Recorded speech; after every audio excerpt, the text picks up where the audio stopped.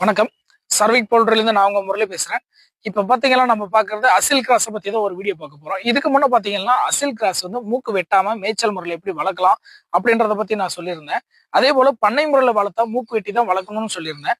இப்ப அதுக்கு வந்து பாத்தீங்கன்னாக்க பண்ணை முறையில வளர்க்குறவங்களுக்கு நம்ம கிளிப்பு போட்டு வளர்க்கலாம். கிளிப்பு போட்டு வளர்க்கறதுனால என்ன ஒரு பிளஸ்ன்னு பாத்தீங்கன்னா, நம்ம மூக்கு வெட்டாம வளர்க்கும் போது 1 கிலோ 1.5 கிலோ வந்தாலும் சேவலோ இல்ல பெட்டை ஒண்ணு கொத்திக்க ஆரம்பிக்கும். கொத்திக்க ஆரம்பிக்கிறதுனால பாத்தீங்கன்னா நமக்கு ஷைனிங் கிடைக்காது. கோழியோட இழப்பீடு அதிகமா இருக்கும். அதே போல நமக்கு லாபமும் குறைஞ்சதா தான் இருக்கும். நம்ம கிளிப் போட்டு வளர்க்கறதுனால பாத்தீங்கன்னா உங்களுக்கு 2.5ல இருந்து 4 கிலோ வரைக்கும் வந்து பாத்தீங்கன்னா வளர வரைக்கும் ஷைனிங் கொண்டு வரலாம். நமக்கு எடை கூடுதலா வரும்போது நமக்கு லாபமும் கிடைக்கும். அதே போல இந்த ஆடி மாசத்துக்கு பாத்தீங்கன்னாக்க சேவல் எனக்கு அதிகமா வேணும்.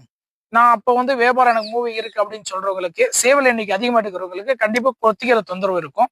அந்த மாதிரி இருக்கிறவங்க கிளிப்பு போட்டு வளர்க்கலாம். எதனால வந்து குத்திக்குது அப்படின்னு பாத்தீங்கன்னா நம்ம தீவனம் வந்து அளவான முறையில போடும்போதோ இல்ல குறைவான இடைவெளி இருக்கும் போதோ இந்த தொந்தரவுகள் இருக்கும்.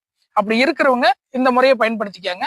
மேலும் தகவலுக்கு ஸ்கிரீன்ல நம்பருக்கு கால் பண்ணுங்க. மறக்காம சேனலை சப்ஸ்கிரைப் பண்ணிட்டு ஃபாலோ பண்ணிக்கோங்க. நன்றி.